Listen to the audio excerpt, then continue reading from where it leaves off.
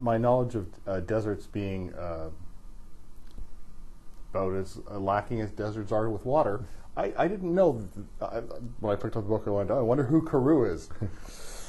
So tell me where the desert, the Great Karoo, is. Yeah, the Great Karoo is a big desert that's in the northern Cape province.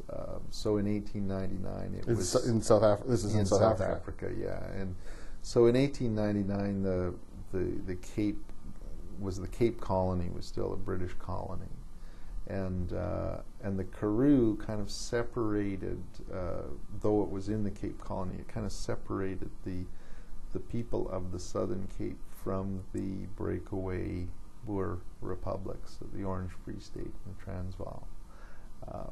So it was kind of like a buffer in a sense between the two. Yeah, the Great Karoo was also, in terms of the plot of the book, that justifies the title. It was the first place that the Canadian Mounted Rifles went when they went to South Africa to fight in the Boer War, and I think it was sort of the place that they discovered that South Africa wasn't going to be like they thought it would be. I think they thought it was going to be this wide open prairie across, they could gallop their horses across it, and it would be a great adventure. And the Karoo is, I mean, in places that it doesn't rain for 2 years at a time in the Karoo, and people actually do conduct some form of agriculture there with sheep and goats, you know. But for horses, the soldiers found that their horses just couldn't find anything to eat, you know, and they had no decent water. They were at times in the midst of locust storms and dust storms and sandstorms, and then at one point there's 4 days of solid rain, and their problem is flooding. So it's just a place of extremes that they had never seen before. Was there a point when this book was called Like a Moose to a Horse, or is that because that phrase comes up over and over again in the book? I did consider it as a title, and I thought there's too much of a chance that people would just go, "Huh?"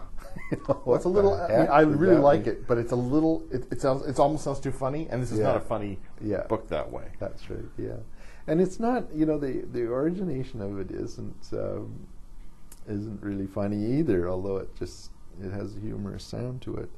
But horses apparently, when they are confronted with a moose, it just drives them crazy. Like they will often respond much more negatively than if they were confronted with a grizzly. Like some horses, I know a woman that took horses into the back country of Banff, and she was looking for grizzlies, was doing a sort of study on grizzlies, and her horse was kind of experienced horse, and it just wouldn't bat an eye when it saw a grizzly. It wasn't at all concerned. But confronted with a moose, it just, because the moose almost looks like the horse, it looks like it's some terrible vision, I think, for a horse, because it's like them, but it's terribly not like them.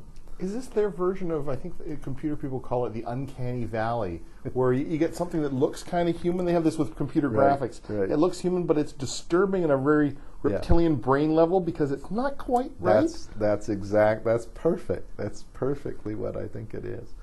If the animal looked less like them, it wouldn't disturb them at all. It also works on lots of levels. I love that moose to a horse thing, because after a while, they've gone in with expectation that it's going to be horse, and then it turns off that it's a whole different creature they're dealing with, whether it's the geography, whether it's the politics, and eventually it's their own morality, which goes into the crapper.